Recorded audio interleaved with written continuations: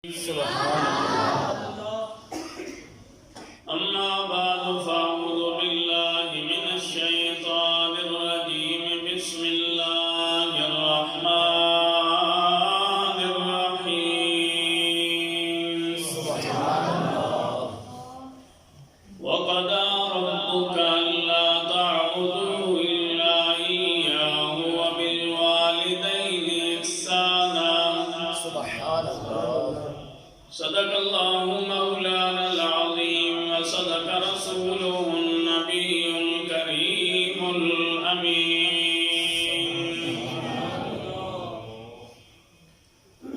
إن الله وملائكته يصلون على النبي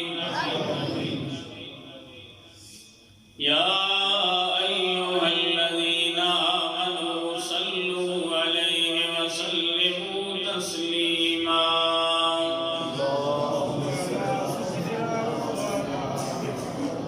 اللهم صل على سيدنا ومولانا محمد وعلى آل سيدنا ومولانا محمد وبارك وسلم.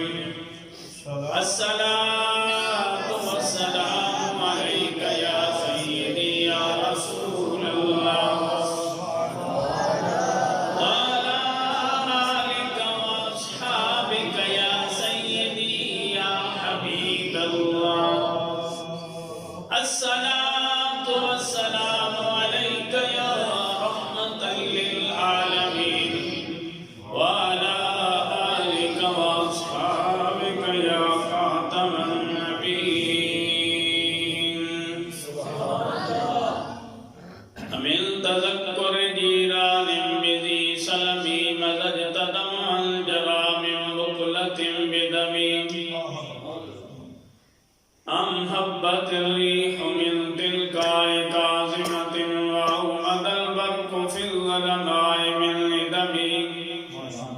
فما لعينيك إن قلت اكففا همتا وما لقلبك إن قلت استفق يهبي. أيحسب الصب أن الحب منكتم ما بين منسجم منه ومضطرب. سبحان اللہ. لولا الهوى لم ترك دمعا على طلب ولا أردت لذكر البان والألم. أستغفر الله من قول بلا عمل لقد نسبت به نسلا لذي يقمي. سبحان اللہ. أمرتك الخير لكن ما أتمرت به وما استقمت فما قولي لك استقمي. ولا تدبرت قبل الموت نافلة ولم أصل سوى فرض ولم أصمي. مولاي صل وسلم دائما أبدا على حبيبك خير الخلق كلهم. حالات حاضرہ کے مطابق مجھے چند باتیں آج آپ کی خدمت میں عرض کرنی ہیں. سبحان اللہ. جس دور سے ہم گزر رہے ہیں یہ ایسا دور ہے کہ جس میں اسلام اور دین کے خلاف اور اسلام کا نام لینے والوں کے خلاف کفر اپنے سارے حرب استعمال کر رہا ہے. کوئی پہلو ایسا نہیں بچا کہ جس پہلو سے ہمارے اوپر حملہ نہیں کیا جا رہا. نت نئے انداز میں ہماری آنے والی نسلوں کو ذہنی اور فکری طور پر یرغمال بنایا جا رہا ہے. بالکل نیا یہ جو تماشا کھڑا ہوا ہے کہ اسلام میں بے حیائی عام کرنے کے لیے ہماری آنے والی بیٹیوں اور بچیوں کو ان کے والدین کا باغی بنایا جا رہا ہے.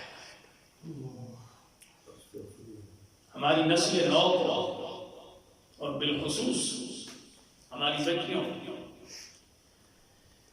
یہ سبق پڑھایا جا رہا ہے کہ تم غلام اور لونڈی بنا کے رکھی جا رہی ہو، تمہارے حقوق پامال کیے جا رہے ہیں.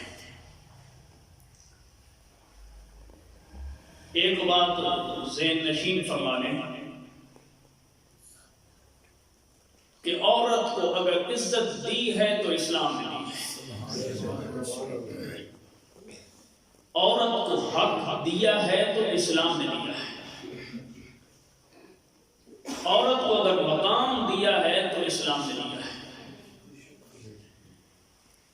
عورت انسان تو ہے نا. اسلام نے تو جانوروں کے حقوق بیان کیے ہیں. اسلام نے تو کوئی ایسا پہلو چھوڑا ہی نہیں ہے جس کو بیان نہ کیا.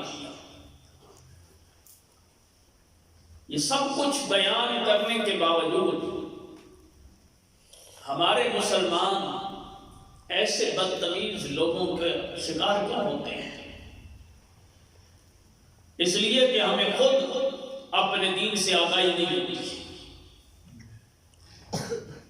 اب جس قسم کے بےہودہ پوسٹر اٹھا کر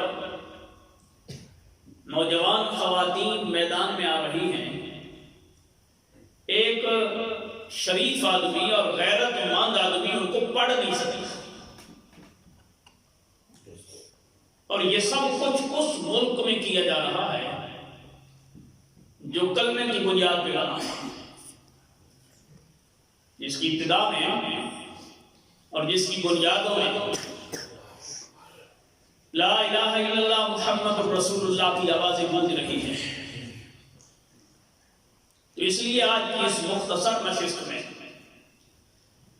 انہی چند پہلوؤں پہ میں آپ کے سامنے چند معروضات عرض کروں گا کہ ہمارا دین کتنا روشن ہے.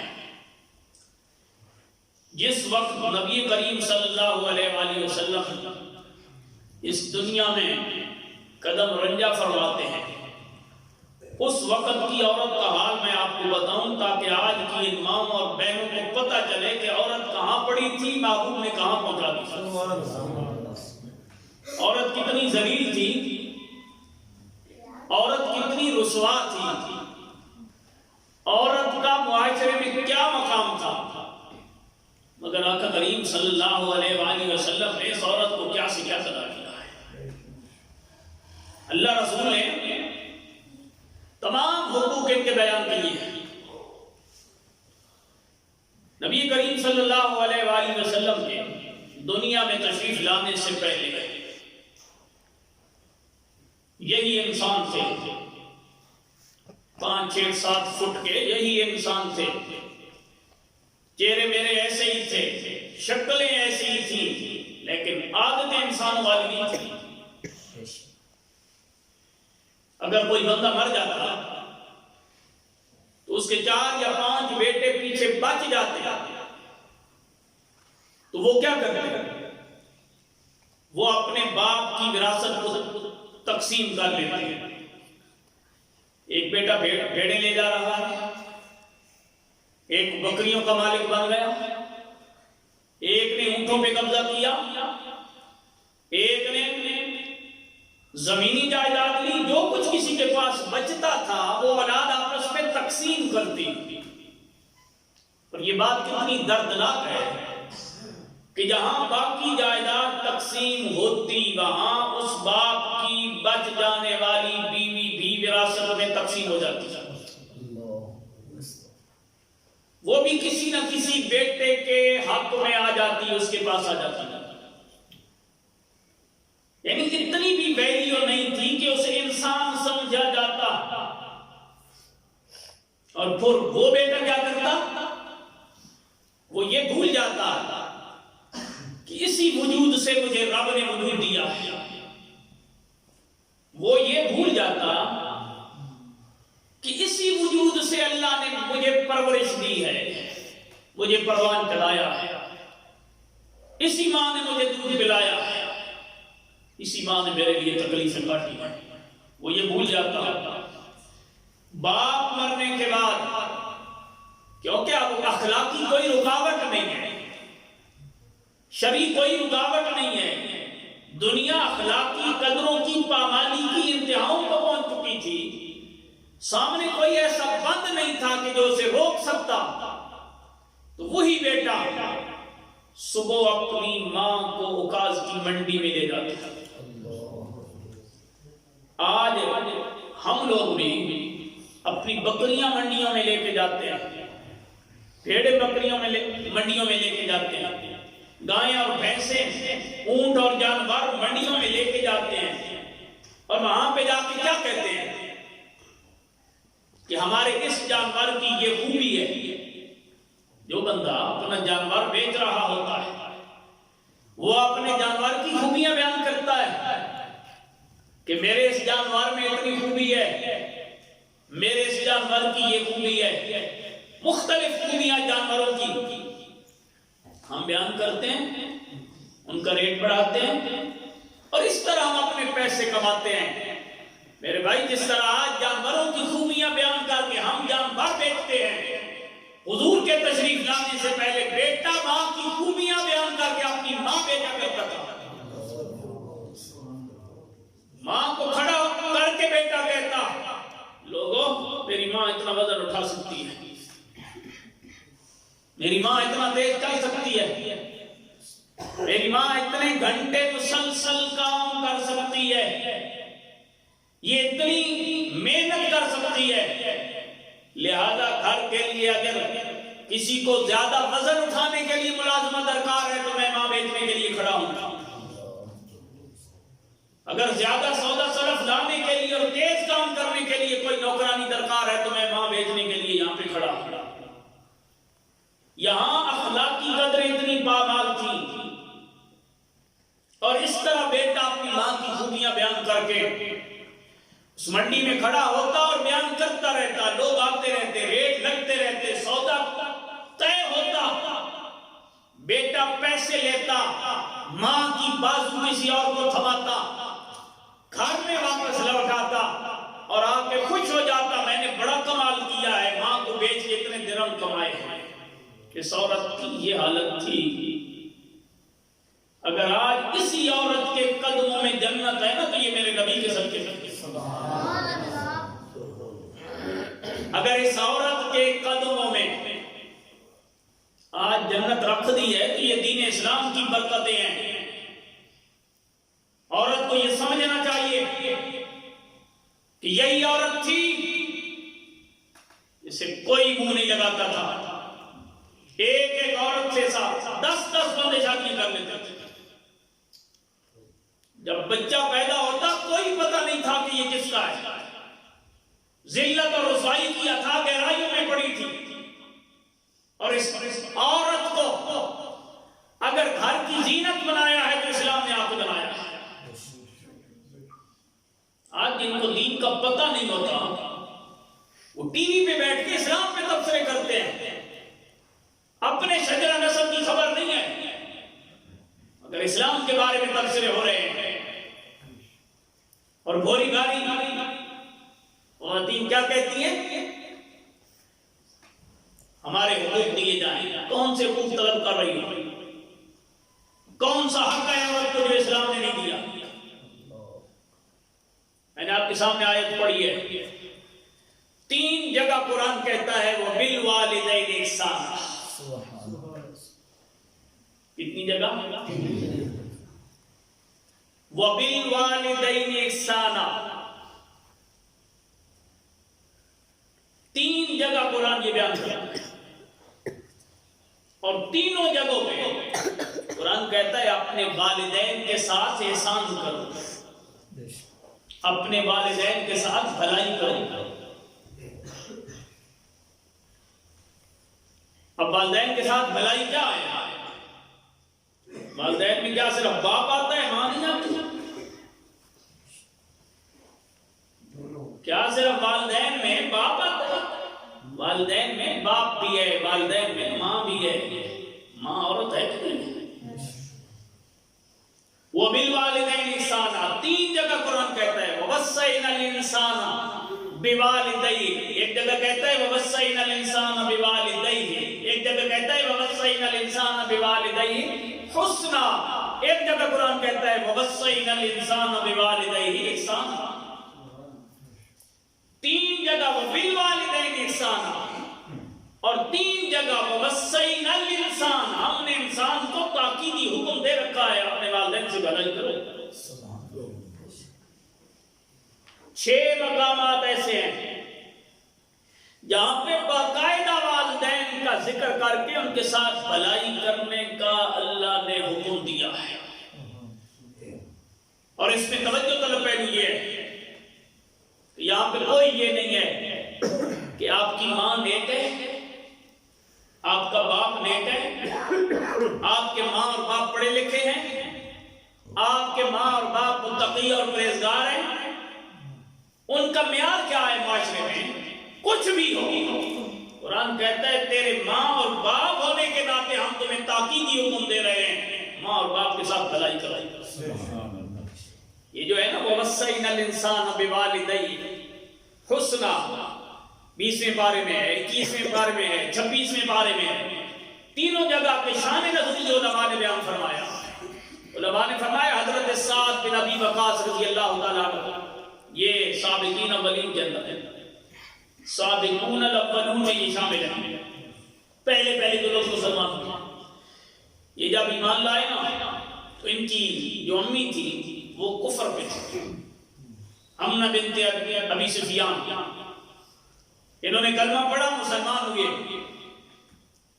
تو ان کی والدہ ناراض ہوئی، انہوں نے کہا تم نے دین بدل لیا ہے، تم نئے دین میں چلے گئے ہو، جب تک تم واپس اپنے دین میں پلٹ کے نہیں آتے اس وقت تک نہ میں کھاؤں گی، نہ میں پیوں گی، نہ میں سائے میں بیٹھوں گی، بھوک ہڑتال، کھانا بھی نہیں ہے، پینا بھی نہیں ہے، سائے میں بھی نہیں بیٹھنا، دھوپ کے اندر میں رہوں گا۔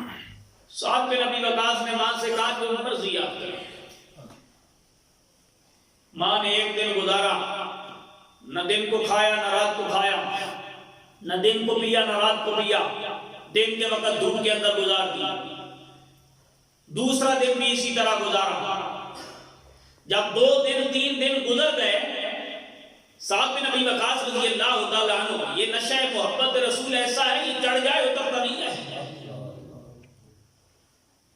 حضرت سعد بن ابی وقاص رضی اللہ تعالیٰ عنہ گئے اپنی ماں کے پاس اور جا کے جو انہوں نے جملہ بولا، انہوں نے کہا امی جان تیری جیسی 1000 مائیں میں اپنے اس دین پہ قربان کر دوں گا،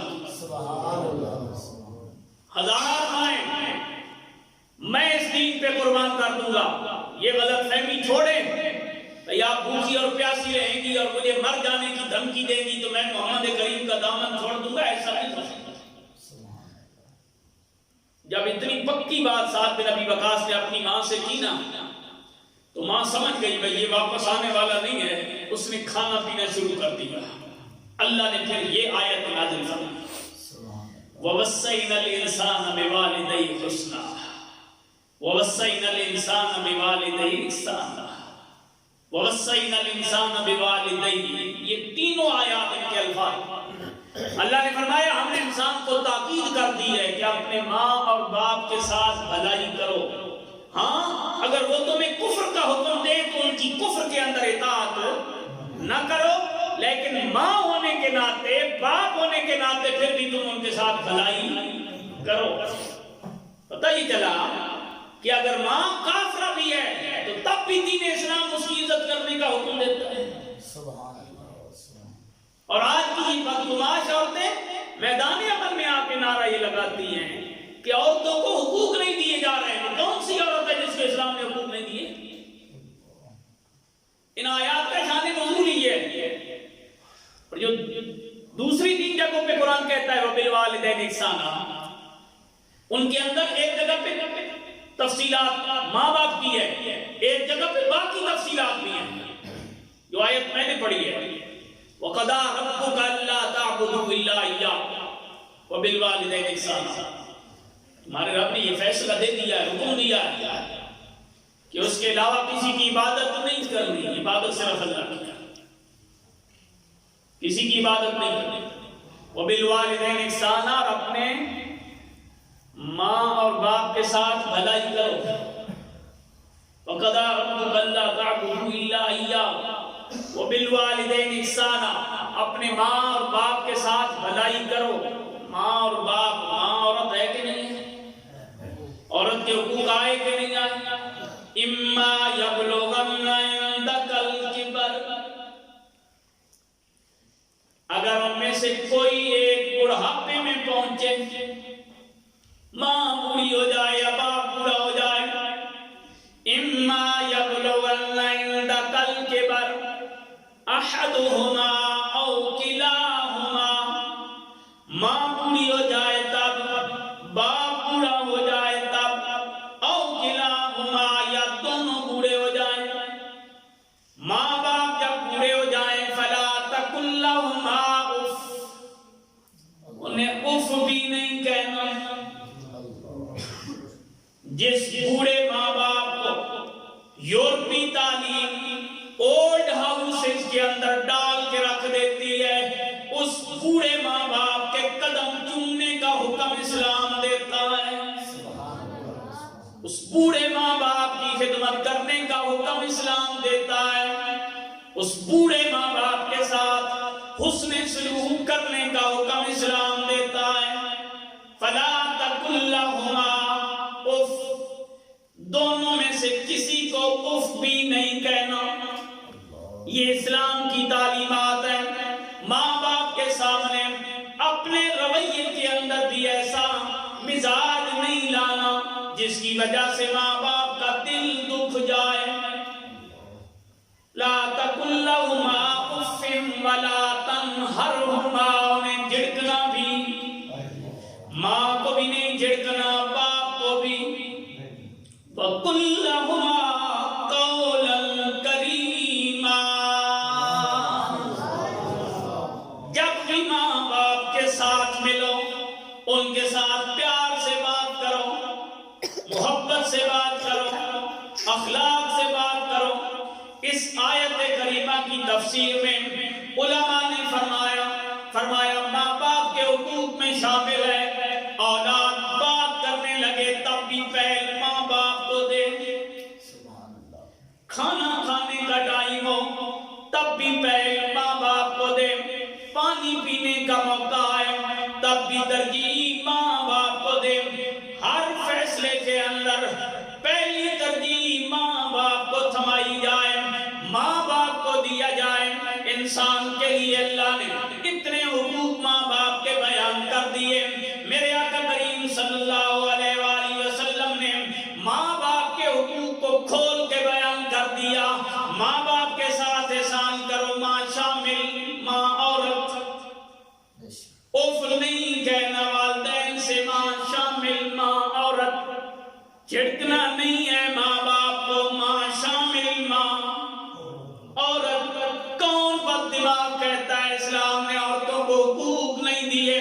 میرے آقا کریم صلی اللہ علیہ وآلہ وسلم کی بارگاہ ناز میں ایک بندہ آیا، آ کے حضور کی بارگاہ میں سوال کیا، یا رسول اللہ صلی اللہ علیہ وسلم، مجھے یہ ارشاد فرمائیے میری اوپر سب سے زیادہ حق کس کا؟ یہ فتویٰ حضور سے لیا جا رہا ہے۔ یا رسول اللہ مجھے ارشاد فرمائیے میری اوپر سب سے زیادہ حق کس کا؟ اٹھائیں نا ان بد دماغوں سے پوچھئے جو صبح بھی اسلام کے خلاف، شام بھی اسلام کے خلاف۔ کیا ہوا تمہارے پاس ٹی وی چینل آ گئے، تم نے ساری زبانیں اسلام کے خلاف کھولنا شروع کر دی۔ آج دنیا کے سکے جمانے کے لیے تم ساری حدیں کراس کرتے جا رہے ہو۔ تمہیں خبر نہیں کل قیامت کا میدان لگے گا، یوم معاشر اللہ کی بارگاہ کے اندر بلایا جائے گا۔ اس دن انسان کے ایک ایک عمل کے بارے میں سوال کیا جائے گا۔ تم کسی عام انسان کے بارے میں بری بات نہیں کر سکتے، خوبصورت دین کے بارے میں تم پراپیگنڈا کیوں کر سکتے ہو؟ دین کے بارے میں چاند ٹکے کمانے کے لیے یہودیت اور ہندویت، ہندو مذہب کو ان کو خوش کرنے کے لیے یہ لوگ اسلام کے خلاف بول رہے ہیں اور سریعام بول رہے ہیں، اور یہ سمجھتے ہیں کہ اس طرح پراپیگنڈا کرنے سے شاید اسلام پہ گرد آئے گی۔ یاد رکھو، ہر کوئی مٹ سکتا ہے، اسلام نہیں مٹے، سارے تباہ ہو سکتے ہیں، اسلام کے نام لیوا کبھی تباہ نہیں ہو سکتے۔ کتنے بادشاہ دنیا میں آئے گزر گئے، کوئی نام لینے والا نہیں ہے، لیکن جنہوں نے زندگی میں اسلام سے وفا کی ہے، استاد علی حجویری کا مزار آج بھی روشن ہے، خواجہ اجمیری کا درشن آج بھی آپ کا مزار روشن ہے، حضور غوث اعظم کے نام کے آج بھی لوگ نام لے رہی ہیں۔ اسلام کے نام لیواؤں کو بھی اللہ عزت عطا فرماتا ہے۔ اتنے بد دماغ ہو گئے، اسلام کے خلاف باتیں شروع ہو گئی۔ بندے نے سوال کیا، سب سے زیادہ حق کس کا ہے؟ آتا جاتا کچھ نہیں تو بولنے کی کیا ضرورت ہے؟ میرے کریم نے جو ارشاد فرمایا سنیے، حضور نے فرمایا سب سے زیادہ حق تیرے اوپر تیری ماں کا۔ انہیں سمجھ آئیے نا، وہ بولے سب سے زیادہ حق تیری اوپر تیری۔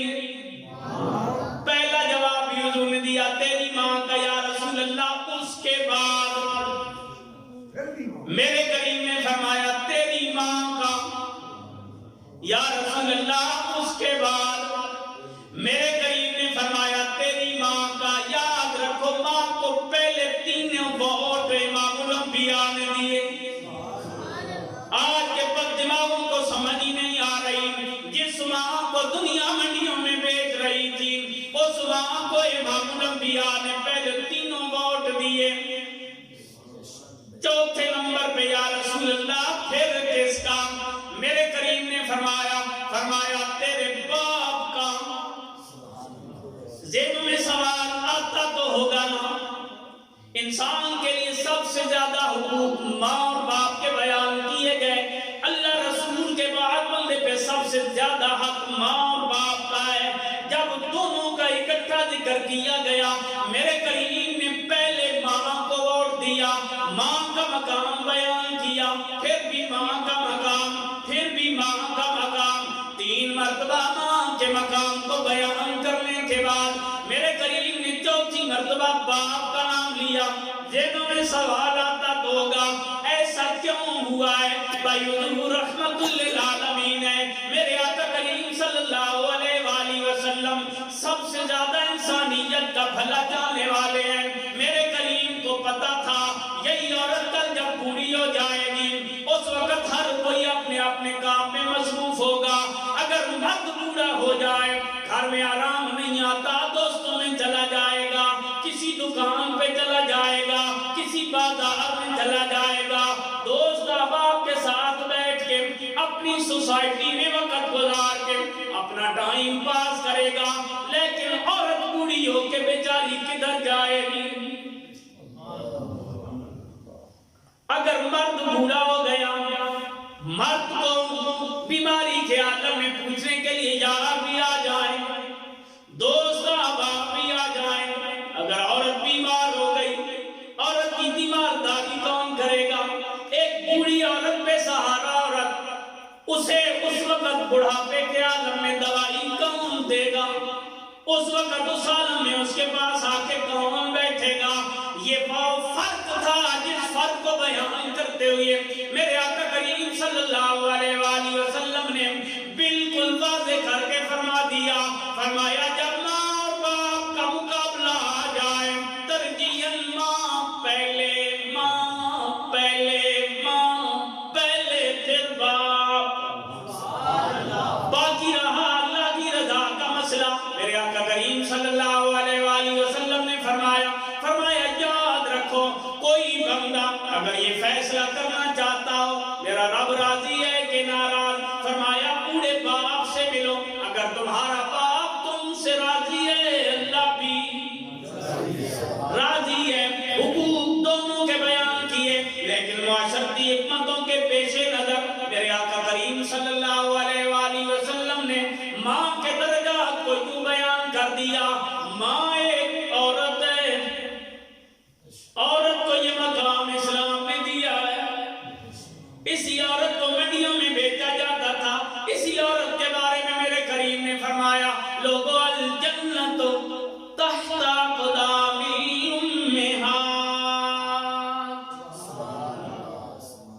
جنت ماں کے قدموں کے نیچے ہے۔ یہ وہ عورت جس کو عزت اسلام دے رہا ہے، یہ وہ عورت جس کو مقام اسلام دے رہا ہے۔ اسلام نے عورت کو کتنا مقام عطا کیا۔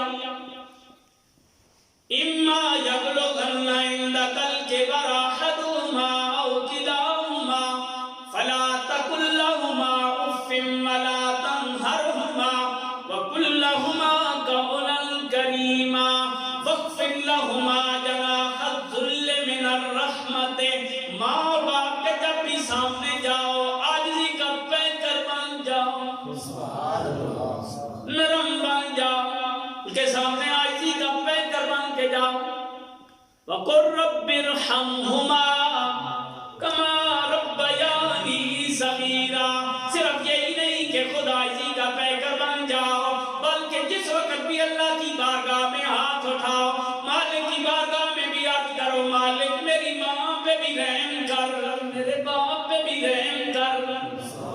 حالانکہ اللہ خود رحمان ہے، اللہ خود رحیم ہے، وہ اس کے بغیر بھی تو رحم فرما سکتا ہے، وہ اس کے بغیر بھی کرم نوازیاں فرما رہا ہے، لیکن اولاد کو باقاعدہ حکم دے دیا اب جب بھی دعا کرنے لگو اللہ کی بارگاہ میں اپنے ماں کے لیے، اپنی ماں کے لیے، اپنے باپ کے لیے اللہ کی بارگاہ سے رحمت کی دعا مانگا کرو۔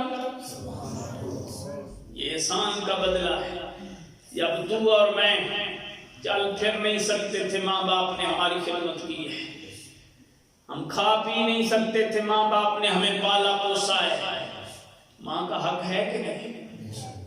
اور تو کہتے ہیں اسلام نے عورت کو حق کوئی نہیں دیا۔ میں نے کہا میرے کریم کا ارشاد سنیے، حضور نے فرمایا جو بندہ ہر جمعے کو اپنی ماں یا باپ یا دونوں کی قبر کے اوپر حاضری دیتا ہے اللہ کریم اس کی بخشش فرما دیتا ہے۔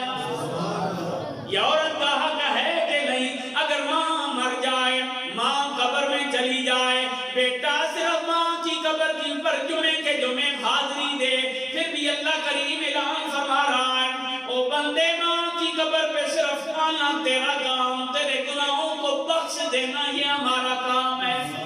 اب بھی بد دماغوں کو سمجھ نہیں آ رہی کہ عورت کو حق دیا گیا کہ نہیں دیا گیا۔ کتنے حقوق اسلام نے عورت کو دیے۔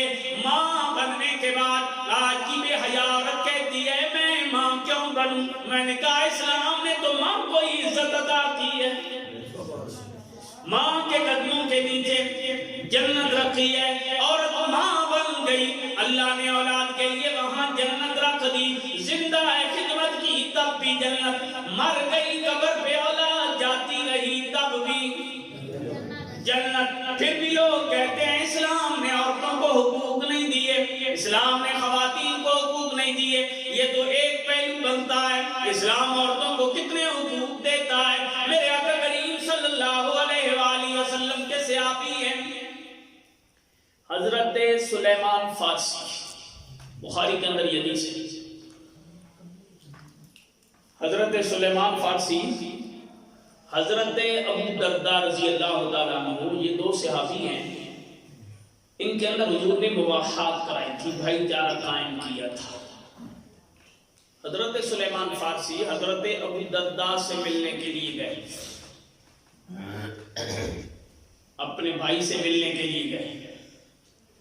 حضرت ابو درداء جو ہے نا وہ فقیر آدمی ہیں، اللہ لوگ آدمی ہیں، عبادت گزارا۔ بلکہ اس سے پہلے ایک اور حدیث سنیں، نبی کریم صلی اللہ علیہ وسلم کے ایک صحابی ہیں، ان کی شادی ہوئی، نئی نئی شادی ہو تو دلہن دولہا کے کپڑوں سے ہی پتہ چل جاتا ہے کہ یہ نئی شادی ہوئی ہے. تو اس کی دلہن حضرت عائشہ صدیقہ رضی اللہ تعالیٰ عنہ کے پاس آئی.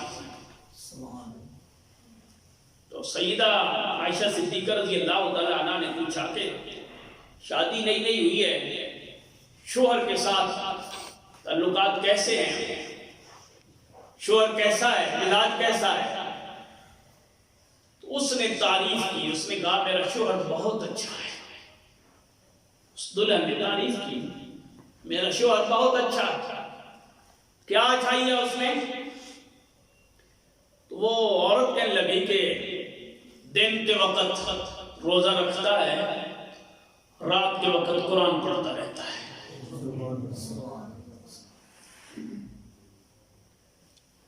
وہ عورت یہ بات کر کے چلی گئی. میرے قریب جب آئے تو حضرت عائشہ صدیقہ رضی اللہ تعالیٰ عنہ، اللہ کریم نے آپ کو بڑی معاملہ فہمی عطا فرمائی تھی.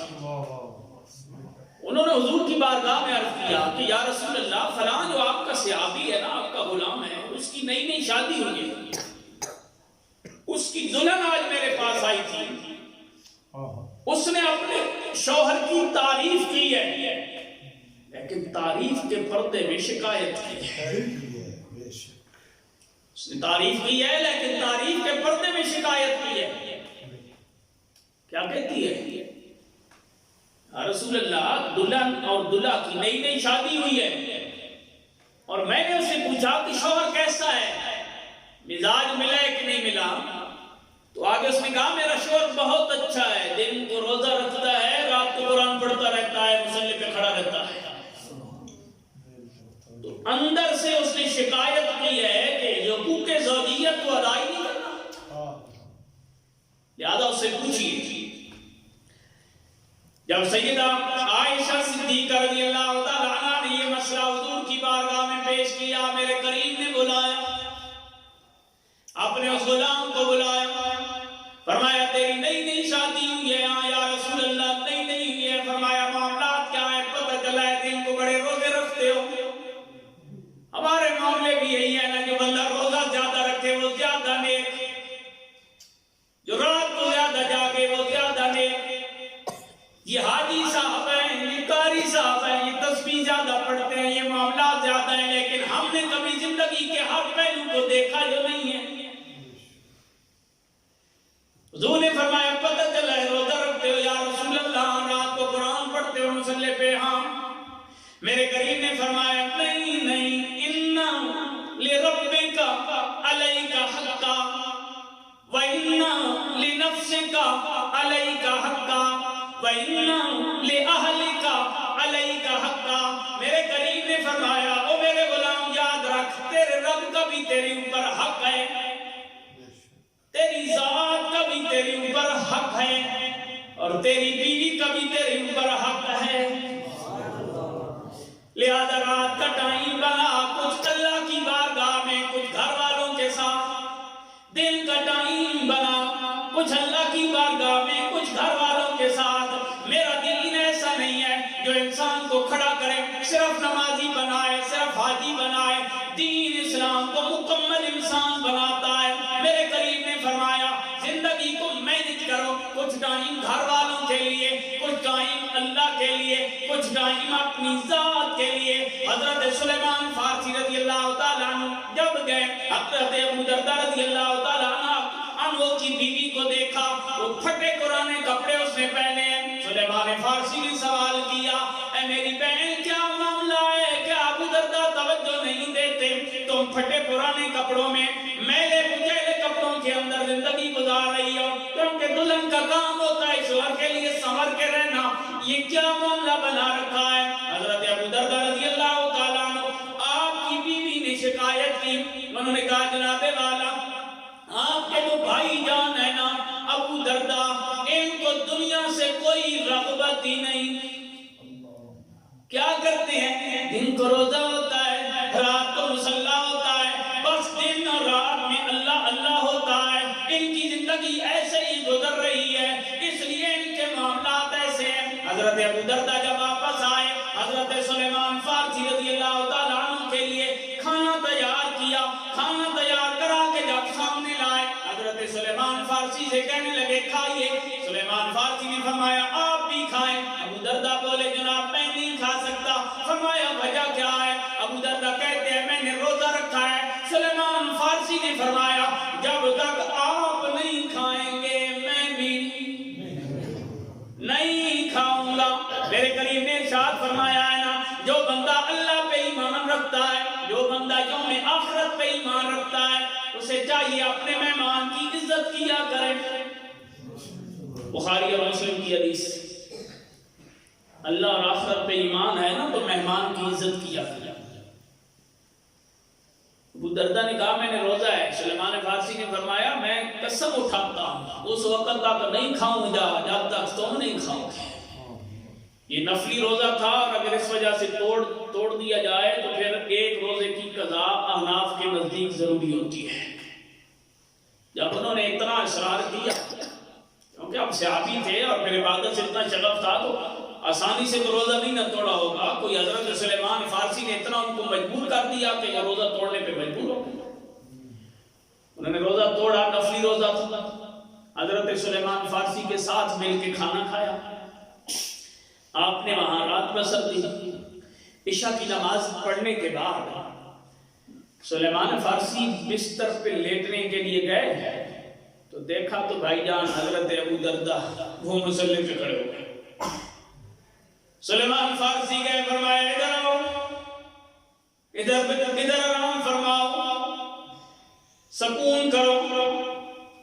حضرت ابو دردہ لیٹے، تھوڑی دیر کے بعد پھر اٹھ کے مصلی پہ کھڑے ہو گئے۔ سلیمان فارسی نے پھر فرمایا ادھر سو جاؤ، آرام کرو۔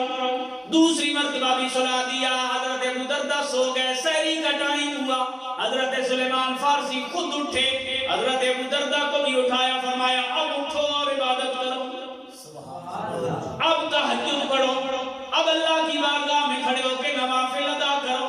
حضرت ابو دردہ نے اس وقت اٹھ کے عبادت کی۔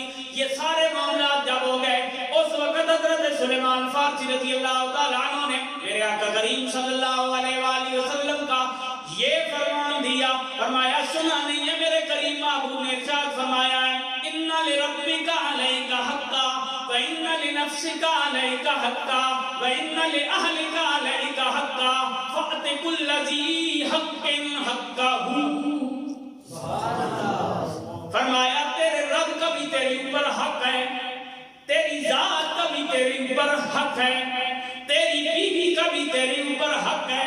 فَآتِ كُلَّ ذِي حَقٍّ حَقَّهُ، ہر حقدار کو اس کا حق دو۔ یہ ہے ہمارا دین۔ یہ ان پڑھ جاہل قسم کے لوگ اسلام حق نہیں دیتا۔ کون سی شے ہے جس کو اسلام نے حق نہیں دیا؟ جہاں درختوں اور جانوروں کے حقوق بیان ہو گئے تو وہاں عورت کے حقوق بیان نہیں ہوئے۔ یہ بدنیتی پہ مبنی پروگرام ہے سارے، اسلام کے خلاف یہ سارا پراپیگنڈا ہے۔ میرے آقا کریم صلی اللہ علیہ وآلہ وسلم نے فرمایا، ایک اور حدیث سنیے، اگر کسی جگہ پہ مرد عورتوں پہ زیادتی کرتے ہیں تو یہ ذاتی فعل ہے، اسلام کا اس میں کوئی قصور نہیں ہے، لیکن اس کا ایک الزامی جواب بھی ہے کہ کسی جگہ پہ اگر مرد عورتوں پہ زیادتی کرتے ہیں تو کئی جگہ پہ عورتیں مردوں پہ بھی زیادتی کرتی ہیں، تو لہذا ان کا فردن جرم ہے، ان کی اپنی خطا ہے، اس میں دین اسلام کا کوئی قصور نہیں ہے۔ اور مردوں کی زیادتی کی پرسنٹیج اگر عورتوں کے مقابلے میں نکالی جائے تو کم ہوگی، اس کے باوجود یہ رونا پیٹنا ہے اور یہ پراپیگنڈا ہے کہ حقوق نہیں دیے جا رہے۔ حضور نے فرمایا خیرکم اہلکم، تم میں سے سب سے بہتر وہ ہے جو اپنی بیوی کے ساتھ بہتر سلوک کرتا ہے۔ سب سے بہتر تم میں سے وہ ہے جو اپنی گھر والی کے ساتھ بہتر سلوک کرتا ہے، وہ سب سے بہتر ہے۔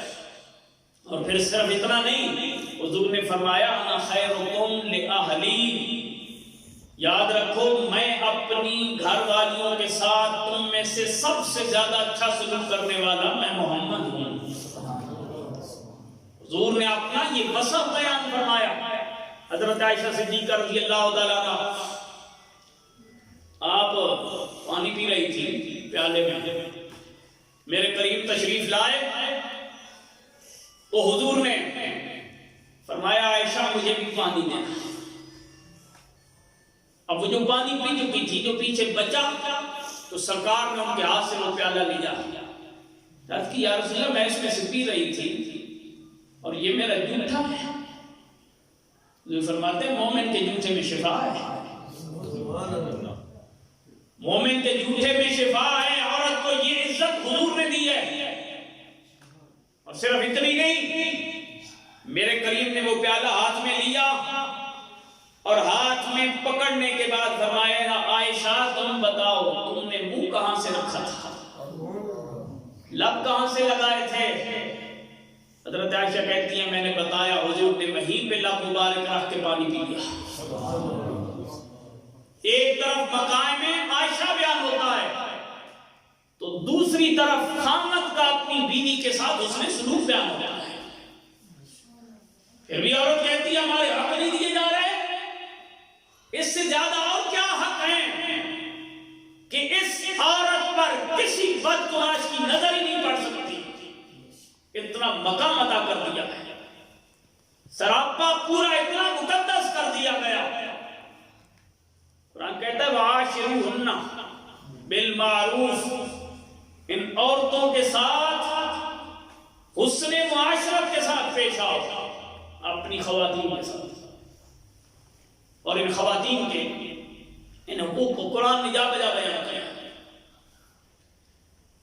خواتین کا جو حق مار متعین ہوتا ہے آپ کو پتہ ہے اس کی کم سے کم مقدار کا تعین کیا گیا ہے، زیادہ کا کیا ہی نہیں گیا.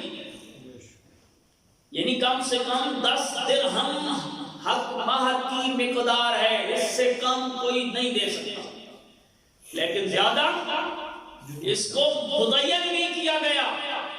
اس سے بڑا بھی اور کوئی سہولت ہو سکتی ہے؟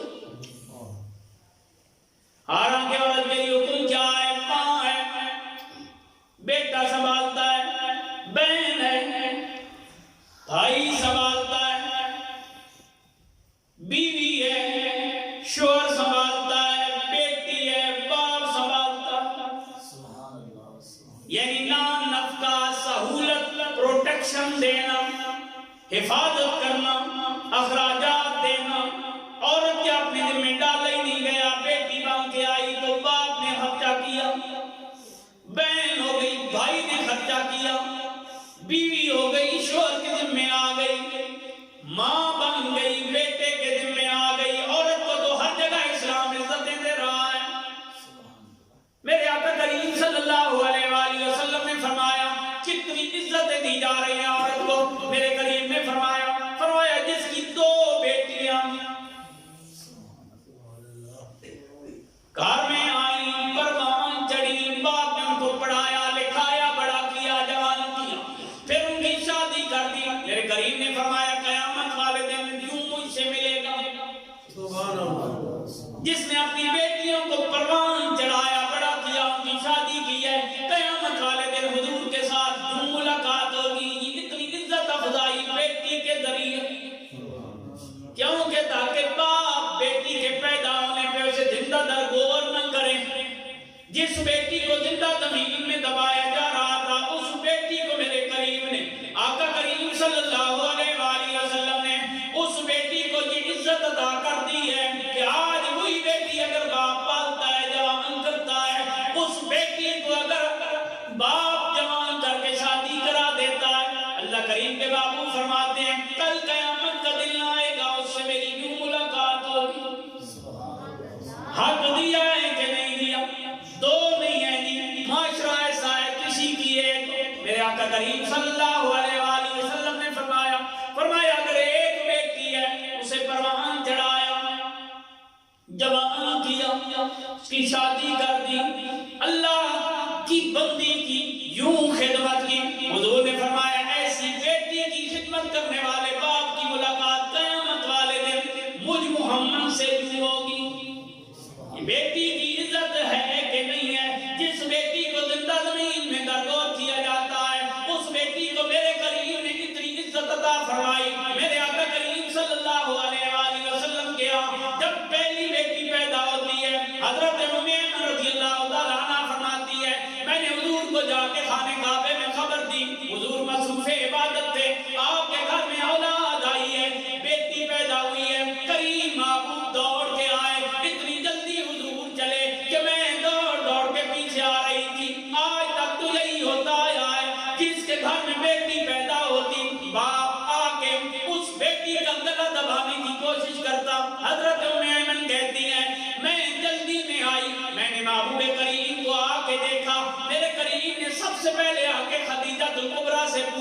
कैफ़ा अंते, और मेरी औलाद को जन्म देने वाली खातून तू बता तेरा क्या हाल है।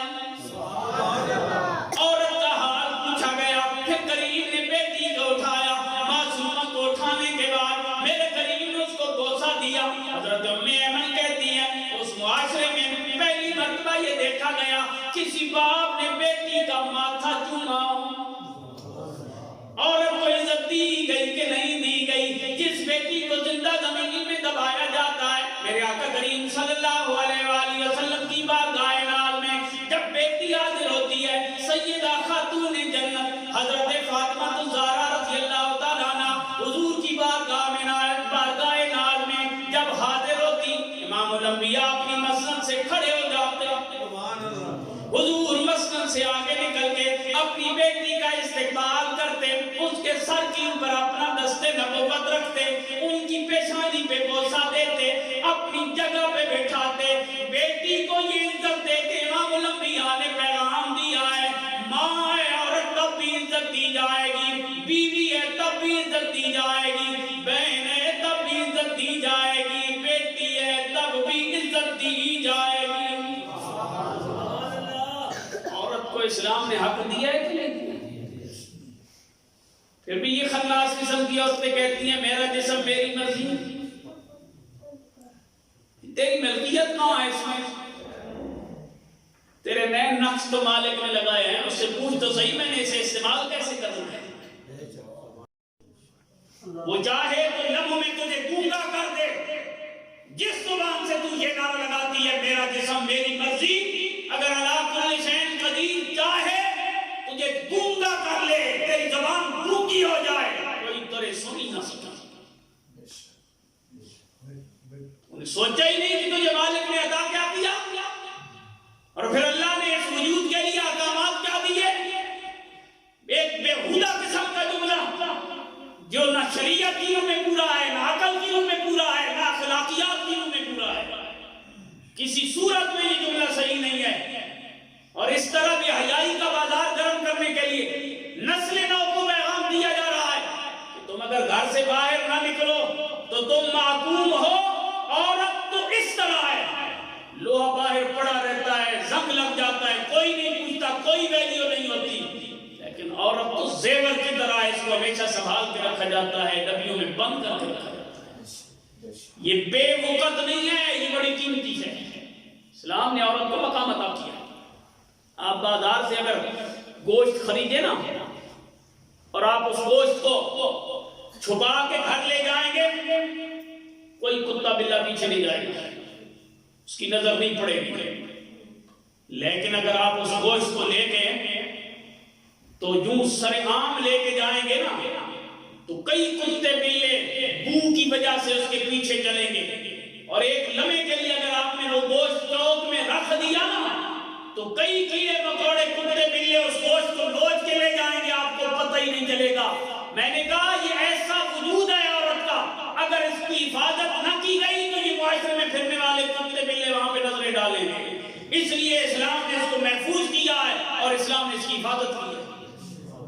तुम्हें क्या समझा तुम्हारे वजूद को अल्लाह ने कितना मकाम अता किया?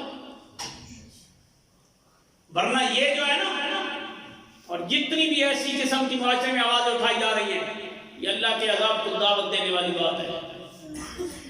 इस जिस्म में ऐसे कीड़े पड़ेंगे, जिस जिस्म को तू कहती है ना अपनी मर्जी, इसमें ऐसे कीड़े पड़ेंगे कोई तेरे करीब नहीं आएगा। ऐसी बीमारियां लगेगी किसी अस्पताल में इलाज नहीं होगा। ऐसा ताफुर उठेगा, मुआशरा